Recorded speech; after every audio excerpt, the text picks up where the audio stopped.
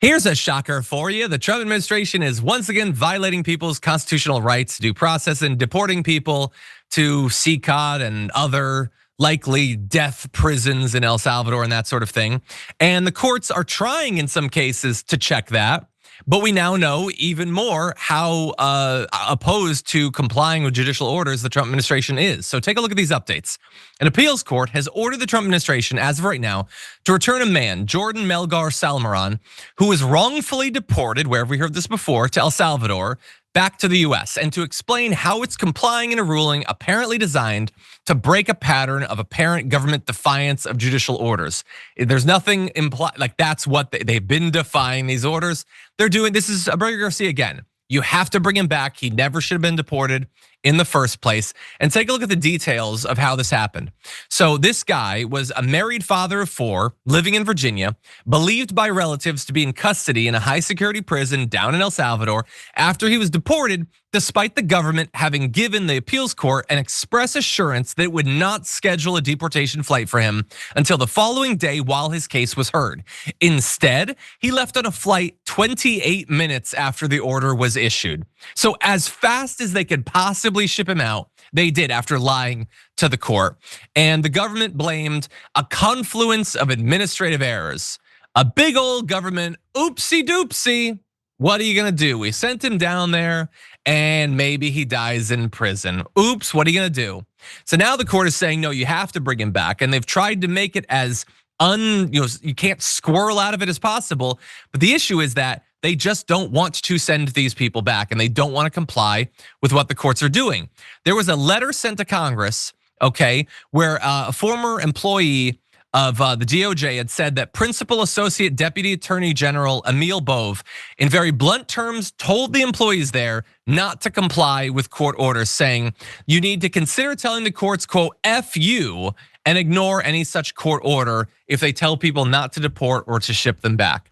So that is, they are literally saying, like, you need to violate the Constitution. If you are told by these courts to do something, you are under no obligation. Your marching orders are to defy that.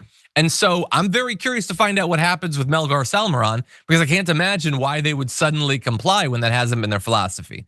Sharon, what do you think about this? Where do you think it's going?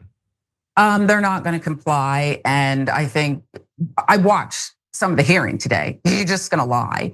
And he started out with this very pompous thing that he said, and it kind of stuck with me. He said, let me make sure I get it right. I am someone who tries to do what I believe is right.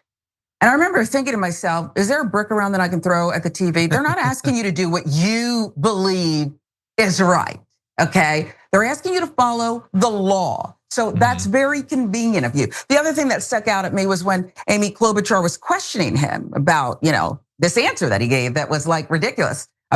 This was about Mayor Adams and why they dropped the charges. And he was saying something like, well, because, we wanted him to be able to run, and she goes through this whole thing. And at the end of it, she says, I'm shocked that would be your answer. And he said, well, I didn't mean to shock you. I mean, this guy's this guy is a real piece of work. And that answer tells you everything about what they're gonna do next, John. They're gonna do whatever they want. They get real cute with it too. They're not even trying to dance around it. They're gonna do whatever they want.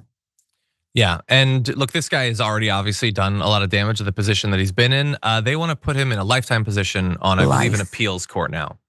A guy who is just a lackey to Trump. That's all he is. That's all he's ever been. He was a personal lawyer to Trump, and now he'll be in that position again. Not to abide by the Constitution, not to work for the American people or our country. He will be there to help.